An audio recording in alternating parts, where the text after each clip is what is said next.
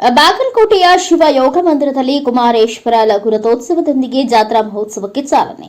ಬಾಗಲಕೋಟೆ ಜಿಲ್ಲೆ ಬಾದಾಮಿ ತಾಲೂಕಿನ ಮಲಪ್ರಭಾ ನದಿ ದಂಡೆಯ ಮೇಲೆ ಶ್ರೀ ಹಾನಗಲ್ ಶಿವಯೋಗಿ ಕುಮಾರಸ್ವಾಮಿಗಳು ಸ್ಥಾಪಿಸಿದ ವೀರಶೈವ ಲಿಂಗಾಯತರ ಶ್ರದ್ಧಾ ಕೇಂದ್ರವಾದ ಶಿವಯೋಗ ಮಂದಿರದಲ್ಲಿ ಮಹಾಶಿವರಾತ್ರಿ ಮತ್ತು ಕುಮಾರೇಶ್ವರ ರಥೋತ್ಸವಕ್ಕೆ ವಿವಿಧ ಕಲಾ ವೈಭವ ಮತ್ತು ಗೋನಾಳ ಗ್ರಾಮದ ಶ್ರೀ ಕುಮಾರೇಶ್ವರ ಭಜನಾ ಮಂಡಳಿ ಹಾಗೂ ಇನ್ನಿತರ ಭಜನಾ ಮಂಡಳಿಗಳೊಂದಿಗೆ ಮೆರವಣಿಗೆಯ ಮೂಲಕ ಜಯಘೋಷಗಳನ್ನು ಕೂಗುವ ಮೂಲಕ ಶಟಸ್ಥಳ ಧ್ವಜಾರೋಹಣ ಮತ್ತು ಲಘು ರಥೋತ್ಸವಕ್ಕೆ ಶ್ರೀ ಮನ್ನಿರಂಜನ ಜಗದ್ಗುರು ಡಾ ಮಲ್ಲಿಕಾರ್ಜುನ ಮುರುಘರಾಜೇಂದ್ರ ಮಹಾಸ್ವಾಮಿಗಳು ಆನಂದಪುರಂ ಶಿವಮೊಗ್ಗ ಅವರು ಚಾಲನೆ ನೀಡಿದರು.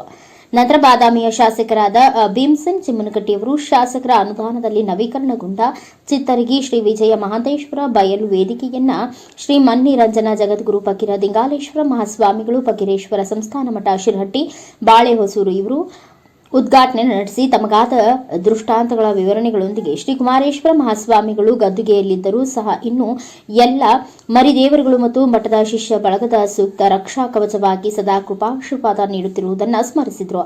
ಬಯಲು ವೇದಿಕೆಯಲ್ಲಿ ಶ್ರೀ ಮಣಿಪ್ರ ಕೊಟ್ಟೂರು ಬಸವಲಿಂಗ ಮಹಾಸ್ವಾಮಿಗಳು ಹೊಸಕೋಟೆ, ಶ್ರೀ ಮಣಿಪ್ರ ಆಟವಿ ಶಿವಲಿಂಗ ಮಹಾಸ್ವಾಮಿಗಳು ಜಂಗಮ ಕ್ಷೇತ್ರ ಚಿಕ್ಕ ತೊಟ್ಟಿಲು ಕೆರೆ, ಶ್ರೀ ಮಧ್ವೀರ ಶೈವ ಸಂಸ್ಥೆಯ ಉಪಾಧ್ಯಕ್ಷರಾದ ಶ್ರೀ ಮಣಿಪ್ರ ಸದಾಶಿವ ಮಹಾಸ್ವಾಮಿಗಳು ಹಾವೇರಿ, ಶ್ರೀ ಮಣಿಪ್ರ ಶಿವಾನಂದ ಮಹಾಸ್ವಾಮಿಗಳು ಹಂದಿಗುಂದ, ಶ್ರೀ ಮಣಿಪ್ರ ಶಿವಲಿಂಗ ಸ್ವಾಮಿಗಳು ಸೇರಿದಂತೆ ಇನ್ನು ಅನೇಕರು ಈ ಒಂದು ಕಾರ್ಯಕ್ರಮದಲ್ಲಿ ಉಪಸ್ಥಿತರಿದ್ದು ರಥೋತ್ಸವಕ್ಕೆ ಚಾಲನೆಯನ್ನ ನೀಡಿ ಮೆರುಗು ತಂದರು.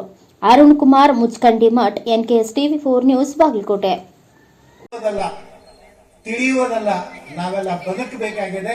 ಅಂಥ ಬದುಕು ನಮ್ಮದಾದಾಗ ನಿಜವಾದ ಸಾರ್ಥಕವಾದಂತಹ ಜೀವನ ಆಗ್ತದೆ ಅಂತಕ್ಕಂಥ ಮಾತನ್ನು ಹೇಳ್ತಾ ಕುಮಾರಶ್ರೀಗಳನ್ನ ನೆನೀತಕ್ಕಂಥದ್ದು ಬಹುಶಃ ನಿಮ್ಗೆಲ್ಲ ಸಮಸ್ಯೆಗಳು ಬಂದ್ರೆ ಯಾರನ್ನೋ ಒಬ್ಬರನ್ನ ಕುತ್ಕೊಂಡು ಕೇಳ್ತೀರಿ, ಯಾರೋ ಗುರುಗಳ ಹತ್ರಕ್ಕೆ ಹೋಗ್ತೀರಿ, ನಮ್ಗೆ ಹಿಂಗ್ ಕಷ್ಟ ಆಗಿದೆ ಏನ್ ಮಾಡೋದು ಅಂತ ಹೇಳ್ತೀರಿ.